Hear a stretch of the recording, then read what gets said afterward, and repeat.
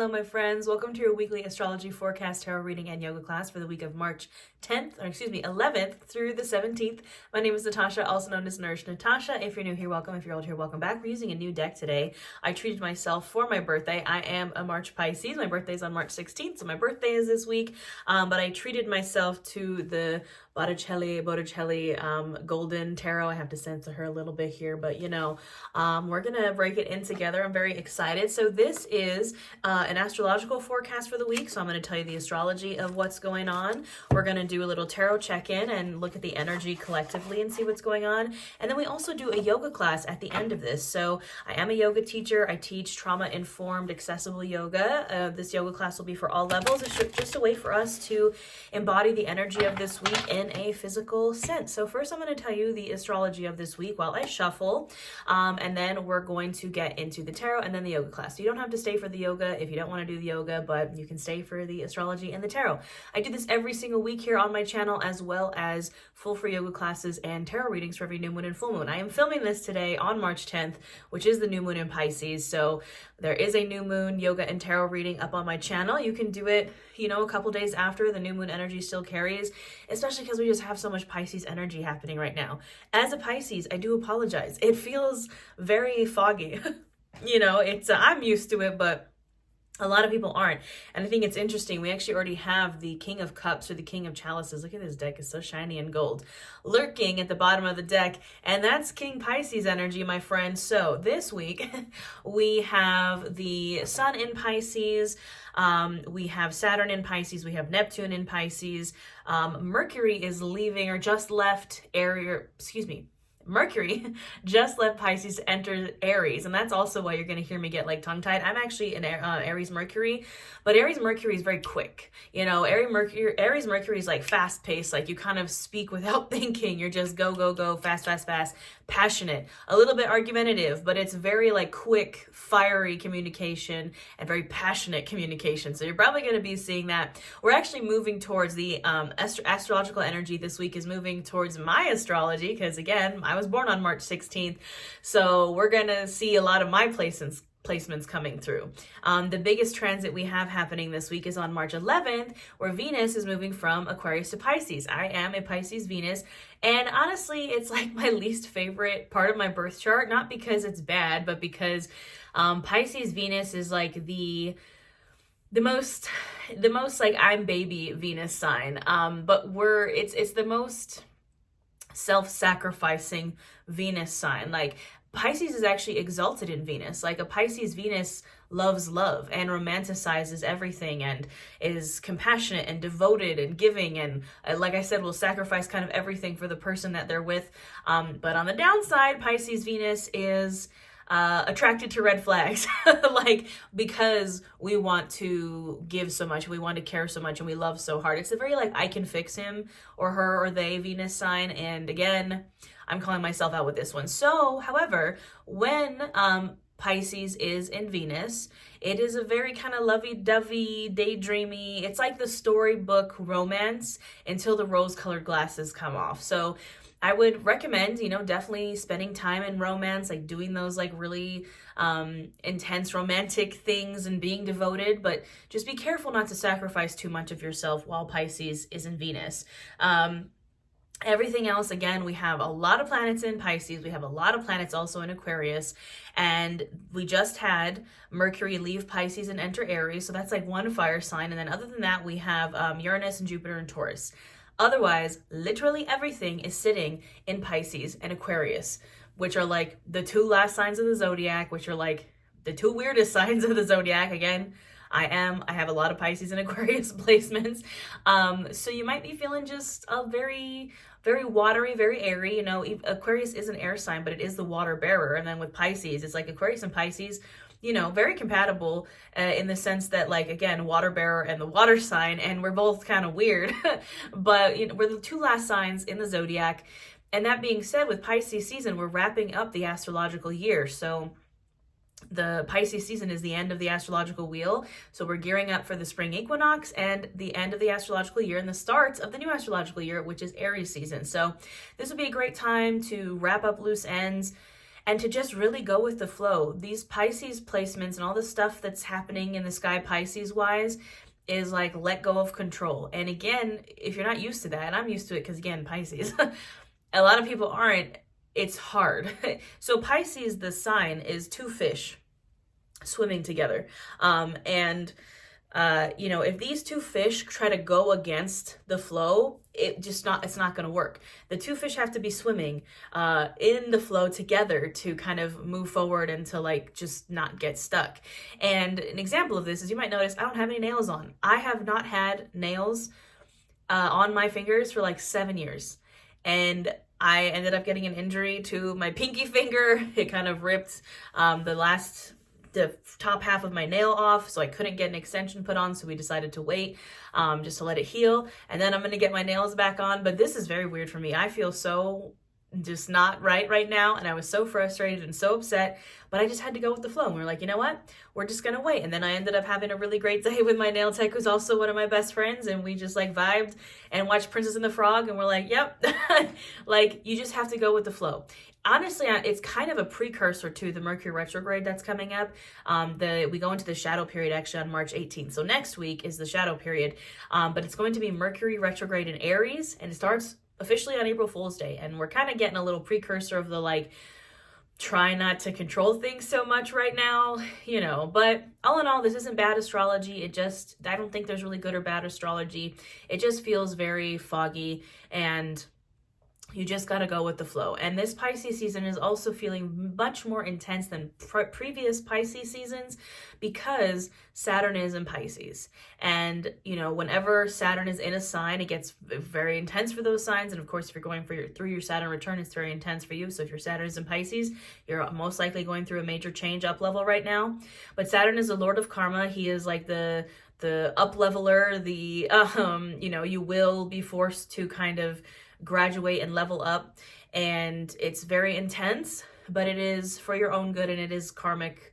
It's meant to happen. So that's why this Pisces season really feels really intense, because Saturn is in Pisces. So other than that, again, I'm mostly focusing on the Venus and Pisces transit, because that's the biggest transit we have happening this week. So again, it's very like loving love, and just try not to get too caught up in like the red flags and the self-sacrifice. So all that being said, let's get into the tarot with this new lovely deck that I got for my birthday.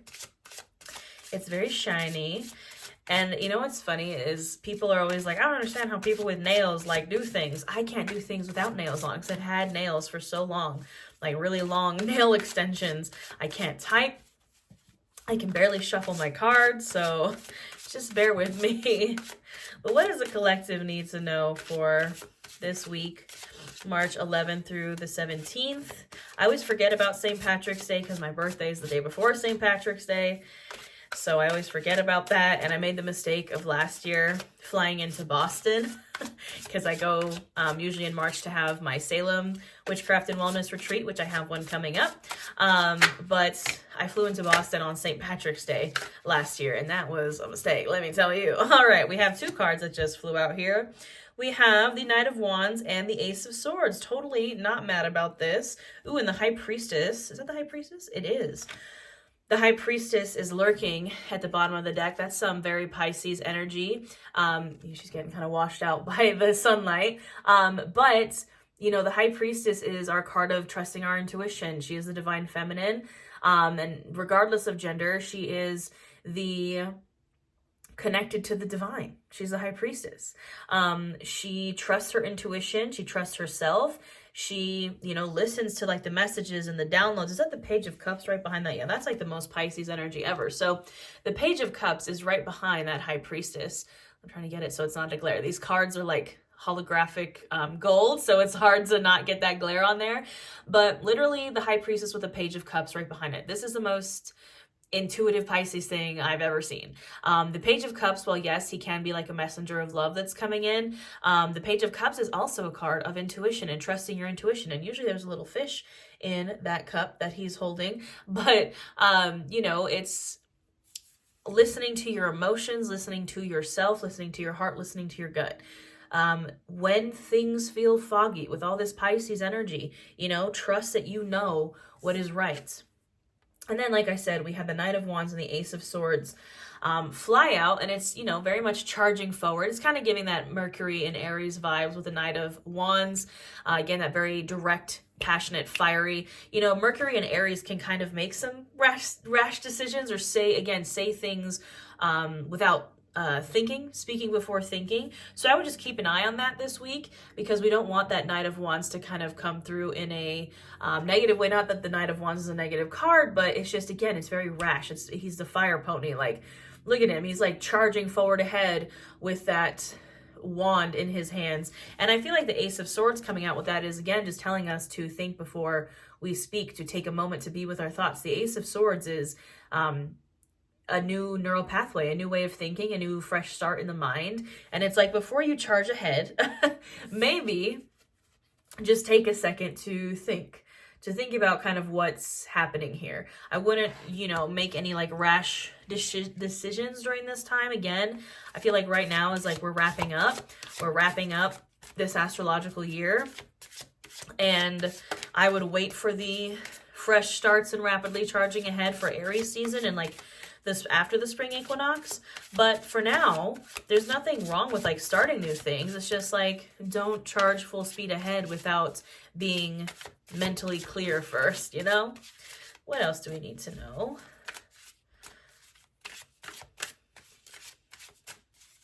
These cards are so nice, and like they just feel nice. And they're like the perfect size for my like little baby hands. I feel like you can actually see how small my hands are without my nails on.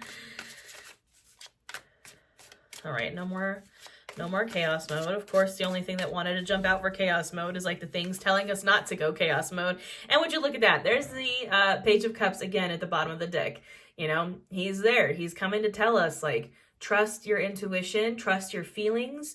And, as much as we're kind of being told to like not charge ahead into like chaos craziness, it's also like follow your heart, follow your intuition, follow that Venus and Pisces lovey-dovey, like what is, what makes you feel loved and want to love, Knight of Swords, again, the fastest knight. We have such fast knights. Who's coming out with that? And the Three of Cups. Oh, I love that. Okay, so you know what? If you're going to charge forward ahead into something, let it be friendship. Let it be, technically, I don't really have to censor this card, but I don't want to get flagged by the YouTube gods. Let's see if I can censor this in the best way possible. Three of Cups. And it is those three ladies going out and having a good time. They are drinking, they are celebrating. Again, regardless of gender, this is about your squad going out and celebrating with your friends, having a good time.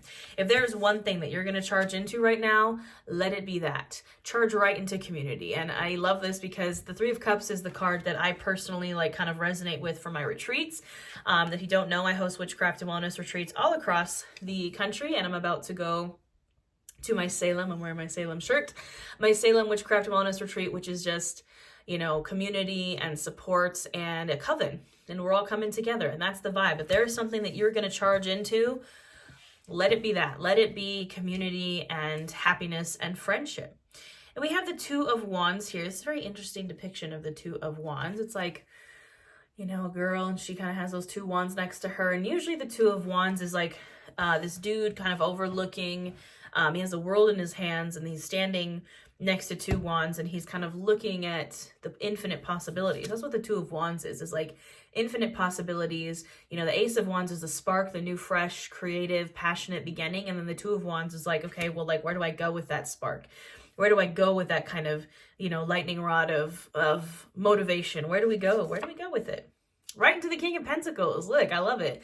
Right into kind of stability and getting the systems in place and the kind of just like what's the word I'm looking for? Systems is the best way to put it, but like the kind of mechanics in place so your abundance just comes without you really having to work too hard. The King of Pentacles is the card of like work smarter, not harder. Like everything is kind of set in place for him to make his bag and to get his abundance without him really even trying, because he worked so hard in the past to get it. He is able to kind of rest and relax and just let the abundance flow to him naturally. Like he's like the big boss kind of financially, physically wise of the kings.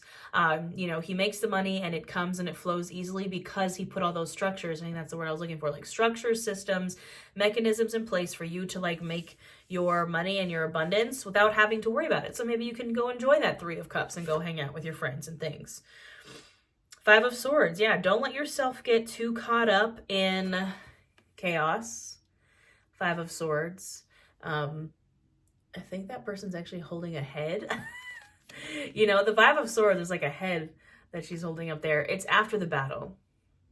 It's after the battle. It's being asked to kind of put the swords down. And if we think about how swords are, you know, the suit of the mind of thoughts, of intellect. It's like put the swords down in your mind, but also put the swords down. You know, air is also like communication. Put the swords down if you're like arguing with someone, or you feel like you're maybe in a battle with someone. Battle of the wits, perhaps. Like, put the swords down. Is it worth your time? No, it's not. 10 of Swords. Yeah, it is not worth your time, because if you continue with that 5 of Swords nonsense, you're going straight into the 10 of Swords. And traditionally, the 10 of Swords usually is somebody with 10 swords sticking out of their back. This one's very interesting. It almost looks like this person is washing their feet. And it's a very interesting kind of representation of the 10 of Swords. But the 10 of Swords usually is you have 10 swords in your back and you have been betrayed or stabbed in the back or whatever it is.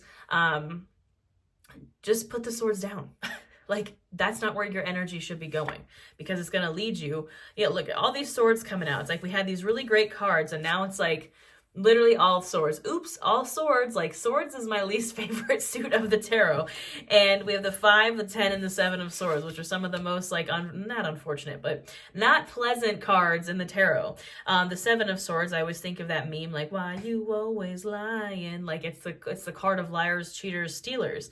And it's like, if you continue with this 5 of Swords nonsense, this fighting for no purpose is really what it seems like. It's like, I'm hearing like fighting just because you want to prove that you're right or something like that. It's like, it's not worth it. It's just going to lead you towards nonsense. And then we have the moon here, Pisces showing up, you know, and I actually have, you can't see it, but my other deck that we're going to use to clarify is sitting here, and the moon is right on top. And it's like, a lot of the times we kind of, with that 5 of Swords, we might be acting out because we are so foggy right now, because we don't really know where we're going, or things feel heavy and dense and confusing and dreamy because Pisces season, blah.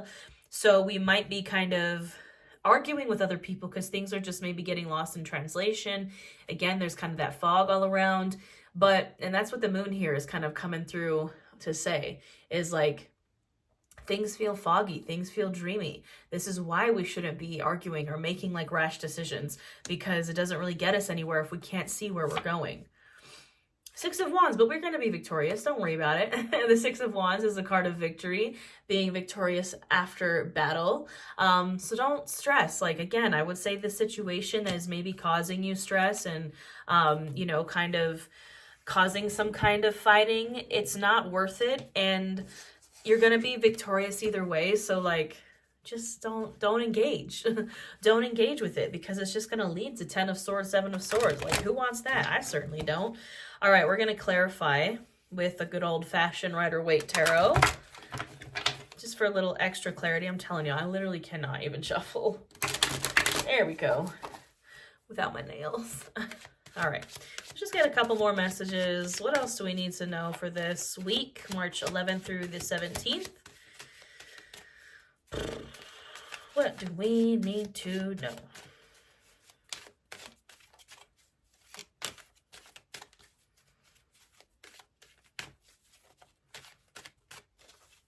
Chaos mode said, not today. There's that Page of Cups again. Like, literally. It's like, focus on this. Why are you focusing on like the chaos and the nonsense and the people fighting and like the blah, when you could be focusing on Page of Cups, when you could be focusing on love and what makes you happy and your intuition. When you're too distracted with like fighting and 10 of Swords and 7 of Swords, you lose your intuition. Like, you're getting sucked up into energy that is not yours, and it's going to just mess up your intuition even more. Stop it. Why not focus on your cup? And you can see there's a little fish, a little Pisces in that cup. Like, focus on your cup. Quit focusing on everybody else's. Like, focus on your cup and your cups that are coming in and filling your cup and trusting your intuition. Two of Pentacles. We got to not get distracted by the imbalances. We'd rather have balance. Like, the Two of Pentacles is imbalance in work, is imbalance when it comes to like work and play. You feel like you're working too hard or you're juggling too much when it comes to work, or just like in life in general. You can see he's like struggling, trying to juggle these things and having a hard time. Where the Four of Wands is like balance, and it's a portal card, you know, it's stepping through this portal. It's also a card of marriage. It's a card of stability. Two of Pentacles, not stable. Four of Wands, stable. Like, you know, if we're focusing too hard on all that swords chaos nonsense, you're going to feel the chaos is going to start to spill into like work. You're not going to be able to focus on work because you're too busy focusing on nonsense. Like, we want stability, because if you keep focusing on that nonsense, Five of Pentacles, like, no, this is not what we want. Who's coming out with the Five of Pentacles? Yeah. Nine of Wands. Almost burnout. Five of Cups. Look at this. Look at this. We don't want this. We don't want this. This is not fun.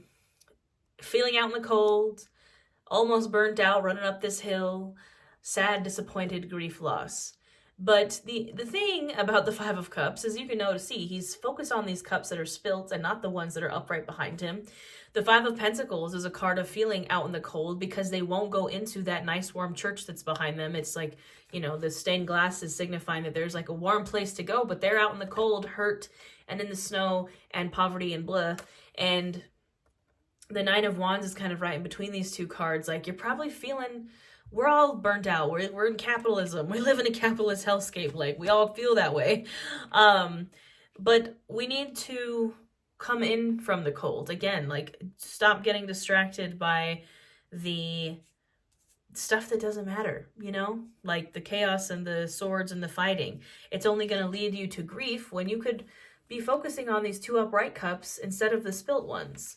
And perhaps because you're focusing on those spilt cups is the reason why you're feeling this tired. The Nine of Wands it's almost there. It's the final countdown, but it's like you can see how tired this dude is. He's been carrying these wands up a hill, and he's taking a little break. And after this is the final stretch up that hill to like the end of the wand cycle. But it's like maybe that final stretch is taking longer to get to your goals because you keep getting distracted by like this and, you know, the fives, which are like, again, we have almost all three fives out here. Five of Swords, Five of Cups, Five of Pentacles. These are like the not fun cards, right? The not fun cards. The only thing missing is the Five of Wands, which is like more aggressive, fiery fighting. But all the other fives are here. And it's like, let's not do that. How about we don't do that? How about we move into the sixes, which are a little bit better? And by the way, we have the Ace of Pentacles was the last card that came out with that sequence. And it's like, what happens when you add an Ace of Pentacles to the Five of Pentacles? You get the Six of Pentacles, and the Six of Pentacles is very equal give and take. It's you know, it's balance. The dude's like holding the scales and he's handing out coins. He's like a wealthier dude handing out coins to like the peasants. Like, focus on bringing things into balance. Focus on, you know, your bag and your equal giving and receiving. It's not always about giving. If you give too much, no. If you receive too much, no. We want balance there. We want balance, my friends. Remember, Venus and Pisces, do not overgive. And this doesn't mean just like, you know, showering somebody in gifts. It also means overgiving your energy to things that are like not good. Oops, all swords. We don't want the oops, all swords. It's not fun. So on that note, that's pretty much all I have for you, y'all. It's not a bad reading. Not at all. It's just, you know, just calling us out a little bit, just giving us a little, I don't want to say warning, but it's like course correct now before Mercury retrograde, before the chaos and the nonsense of retrogrades and eclipses. So all this being said, I'm going to put together a nice little yoga class to embody this energy. Again, if you enjoy what I do here, I do witchcraft, wellness, and everything in between. We do readings like this every single week, readings and yoga classes for every new moon and full moon. I also put out yoga classes just in general. I also have a membership here. We do live tarot, live yoga, live new moon and full moon workshops. I have a ton of witchcraft, wellness offerings. I literally do it all, my friends. So hit that subscribe button. All my offerings will be linked in the description box below. yeah, I'm gonna go put together a class and I will see you back on my mat. Hello, my friends. So we are going to do a gentle little ooey gooey Pisces and Venus inspired class today. The kind of message in the reading and also just astrologically is like to, enjoy love and to trust your intuition and to lean into the things that make you feel good, but also make sure to take care of yourself.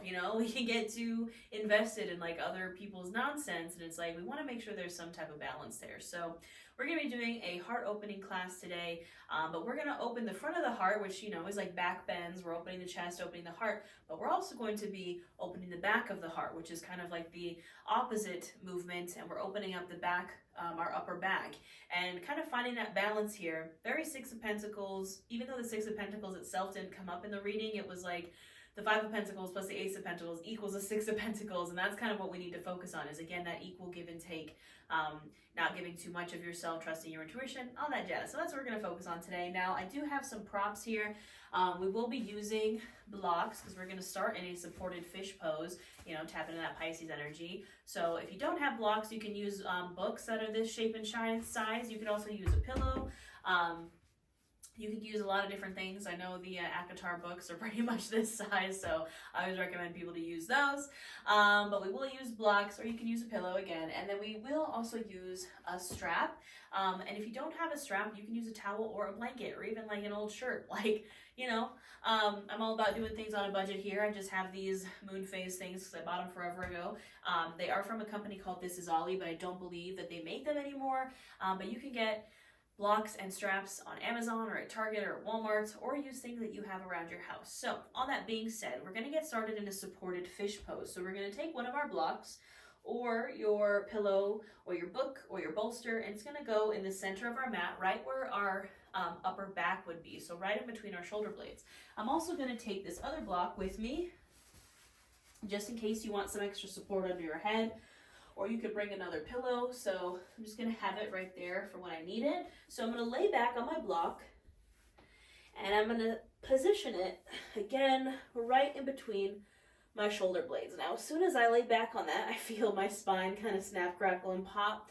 You feel that heart start to open up. We're just going to lay back on that block. I have very tight shoulders right now because I have been practicing my headstands and my handstands, so my upper body is like, oh my goodness. So this is where you can put that block underneath your head if you don't want to lean your head too far back. But we're keeping this chin lifted here, kind of getting a little bit into the throat, but we're mostly opening up this heart space here. So I encourage you to kind of get out all your fidgets here and really find that place where you can lay on this block for a few breaths and in stillness. Now in your legs, you can extend the legs if you'd like. You can bend the legs. You can take a Supta Baddha Konasana even. We are going to get into the hips a little bit today as well. Just open hearts and hips, so you can open the knees if you'd like, or you can keep them closed, whatever feels right for you and your body. Remember, everything I say is an option, not an order. Now you can have your palms facing up to receive, palms facing down to ground, or maybe one palm up, one palm down, very as above, so below. But again, it's that balance. We're both opening ourselves up to receive and also, grounding ourselves and keeping ourselves protected, keeping our cup balanced. We're not giving too much, we're not receiving too much, it's balanced. So once you find this position, you can start to bring your awareness to your breath. You can keep the eyes open or closed, whatever feels right and good to you.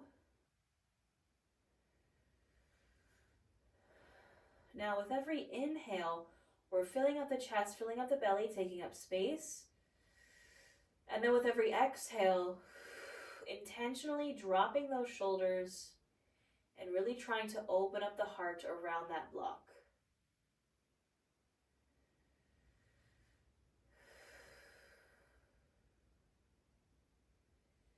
So I don't know about y'all, but my shoulders tend to like to squeeze up to my ears, even when I'm not aware of it. So with every exhale, I'm really intentionally pulling my shoulders down and letting them open around that block. It's very intentional. So every inhale, I fill up, taking up space. And with every exhale, I relax those shoulders more and allow my heart to open.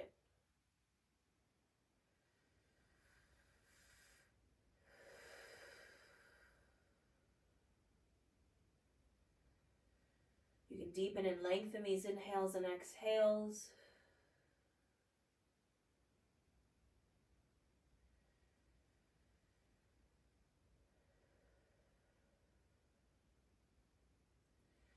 And as you breathe, just taking a moment to check in, a moment of mindfulness. Taking an inventory of the mind, the body, the soul, but most importantly of the heart. And ask yourself, as far as your heart is concerned, are you giving too much? Are you receiving too much? Is there a lack of balance there? Is your heart perhaps maybe just closed off, or is it too open? Or is it both? It can be both.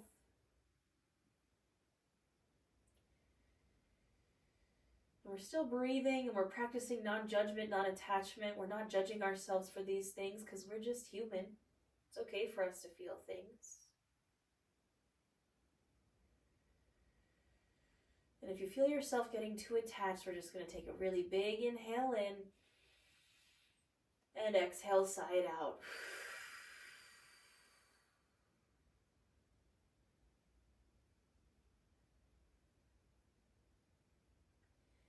Now on your next inhale, you can bring your arms out to a T position. On the exhale, we're going to bring the right arm over, the left arm under, wrapping our arms around our chest and giving ourselves a little squeeze here. So we're kind of pulling on the shoulders, rounding the shoulders a bit forward perhaps. Maybe tucking your chin to your chest and maybe giving yourself a little squeeze, maybe giving yourself a little massage. Saying some nice things to yourself, practicing a little self-love here.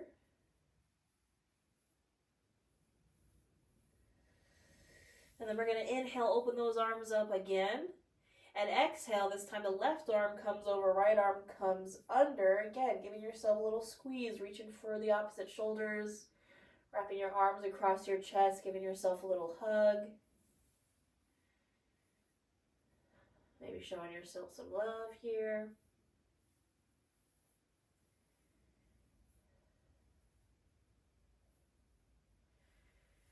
And again, we go ahead and inhale, open the arms up. And exhale, you can release here. Now we're going to roll off of our blocks. So gently, you can just roll off to one side and then get those blocks out from underneath you. If I can grab a hold of this block, it's so hard for me to do anything without nails, I swear. Grabbing these blocks and then coming back down to my back. Now we're going to start to get just a bit into the hips here, open hips, open heart. So I'm going to extend my legs out onto the mat. I'm going to keep my left leg extended and I'm going to bend my right knee in. So I'm bringing my foot bottom to the mat. My knee is bent. Option to open that knee out to the side, so opening up the hip here. Option to pull that knee into the chest. You can grab a hold with your hands or with your strap. And last option is to reach for the bottom of that right foot. Again, you can use your hand or your strap here and finding a half happy baby getting into that right hip. Find your edge, find what feels good for you. And hold and breathe there.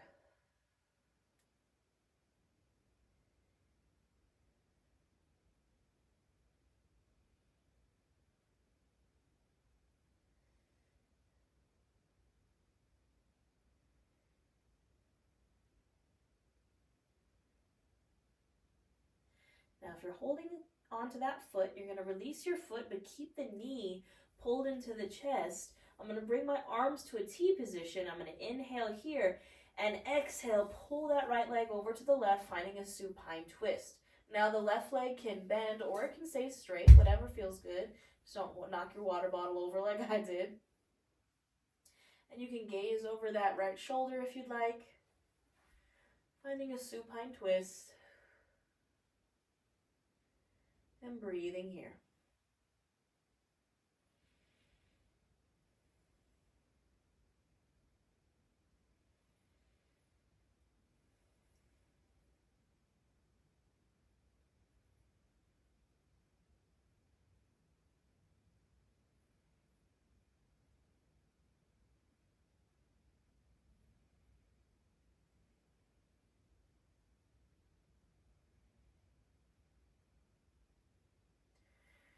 Gently on your next inhale, you can come back to center. Exhale, you can unwind the legs. We'll take it to the other side. So my right leg is extending, my left knee is bending. Bringing that foot bottom to the mat. You could stay right here. You could open that knee out to the side. You could draw that knee in, or you can reach for the bottom of that left foot. Find your hip opener, and then breathe there.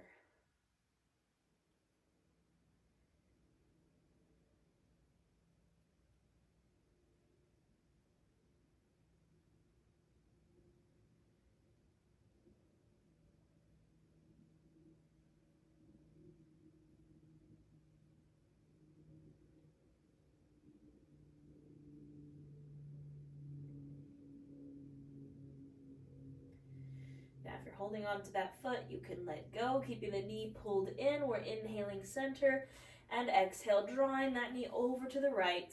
Again, that right leg can stay straight or bend, and you can gaze over that left shoulder. Breathe here into your twist.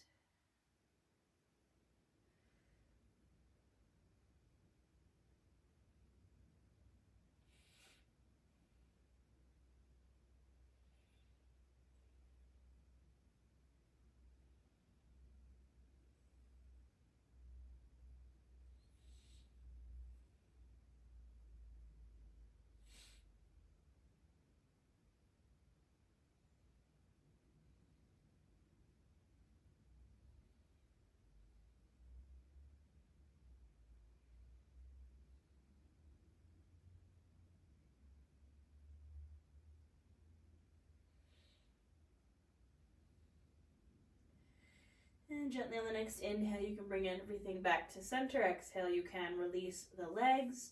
And we're going to make our way over to our bellies. So I'm just going to gently roll over to my belly, taking my time, moving with intention. And once we're here, we're going to continue to get into the heart. So I'm going to bring my hands underneath my shoulders. My elbows are squeezed into my sides. I'm going to press my palms into the mat. And on the inhale, I'm going to lift the head, the chest, the shoulders for a low cobra. Exhale, release. Inhale, lift.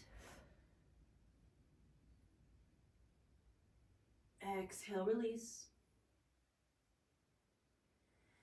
Inhale, lift. And exhale, release. Now I'm going to bring my hands, arms even, out to the side. So I'm extending both my arms out to the side. You can bend into the elbows, bring the palms to the mat again. And this was called a seal pose or a half cobra. So you only have a low cobra or high cobra. This is kind of a medium cobra. So my arms are out to the sides. I'm pressing my palms into the mat. My elbows are bent. And I'm going to press into my palms. And again, lift the head, the chest, the shoulders off the mat. Exhale, release. Inhale, lift. Exhale, release. Last one, inhale, lift. And exhale, release. Now our last step in this is going to be our high cobra. So I'm bringing my hands behind my shoulders, so kind of right where like my bra line would be. I'm squeezing my elbows into my sides. And I'm going to inhale, straighten my arms, press all the way up to a high cobra. Hips are pressed into the mat, shoulders are pressed down, chin and chest are lifted. Exhale, release. Inhale, lift.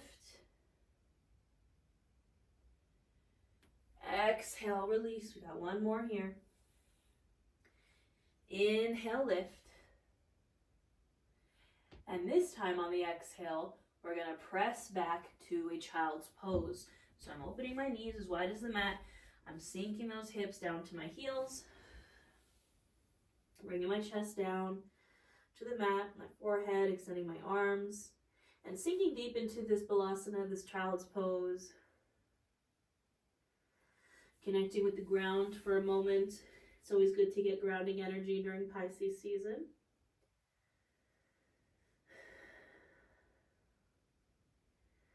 Finding your breath here.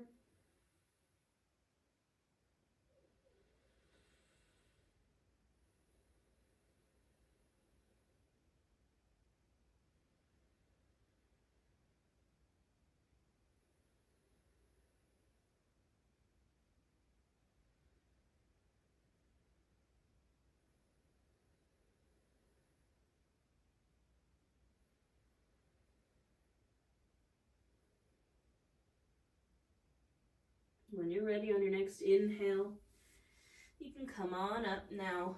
You can take any seat that feels comfortable for you here. I'm going to take a seat on my knees and on my feet just because of that Pisces energy. Pisces actually rolls the feet. You totally do not have to do this though. You could take your easy seated pose, legs crossed, legs extended, whatever feels right and good for you. So we're going to use this strap here to continue to get into opening our heart. So I'm going to take my strap. Now I'm going to turn around so you're going to see my back so you can kind of see what I'm doing here. And again, you can use a towel or a blanket for this as well. So we'll start with the right arm. So you can extend your right arm out. It's going to bend behind you. So the back of your hand is coming to your back. So your palm is facing out. In your other hand, you're going to take your strap, extend that left arm, and now you're going to bend your left elbow. So your left hand is coming behind your head, palm is facing forward. Now you should be able to grab a hold of that strap.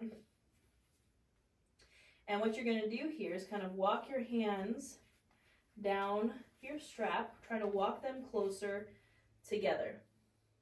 Now the key here is we're keeping our chest open, we're keeping our chin and our head lifted.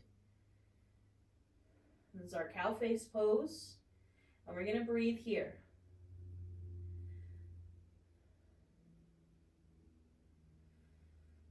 Trying to keep that heart open.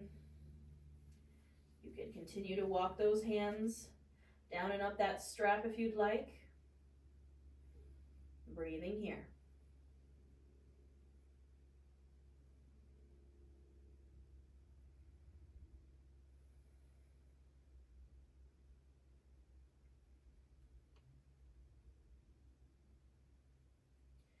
Now we're going to gently release. So I'm going to inhale here, exhale, release. So we're going to switch out our side. So I'm taking my strap now into my right hand. I'm bending my left arm so the back of my hand comes against my back. My palm is facing out. I'm bringing my right arm overhead, bending it, grabbing a hold of that strap, and walking my hands closer together. Again, I'm keeping my head lifted, my chin and chest lifted. And I'm breathing.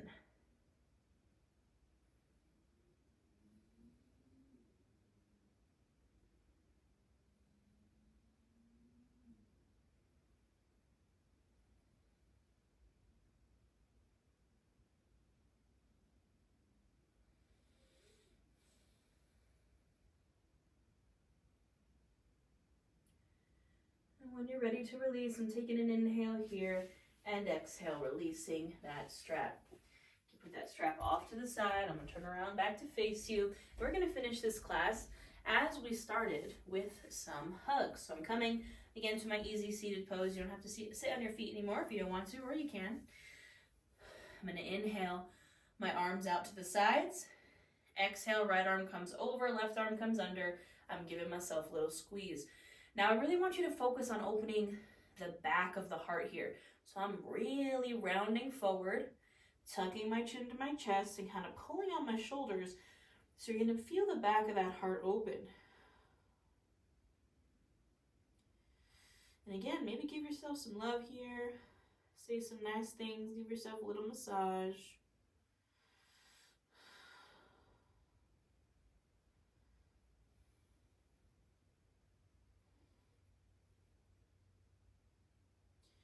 On the next inhale, I'm opening my arms up. Exhale, left arm comes over, right arm comes under. Give yourself a squeeze. Round forward, open those shoulders, open up the back of the heart. Tuck the chin to chest. And show yourself a little love.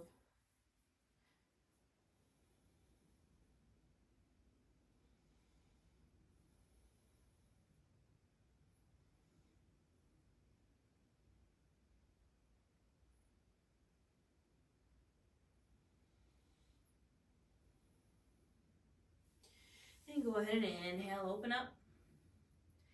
Exhale, you can release those arms down. Now, I'm going to take my Savasana a seated meditation. You can take this option, or you can lay down on your mat, or you can stand, or you can do whatever you please for your final pose.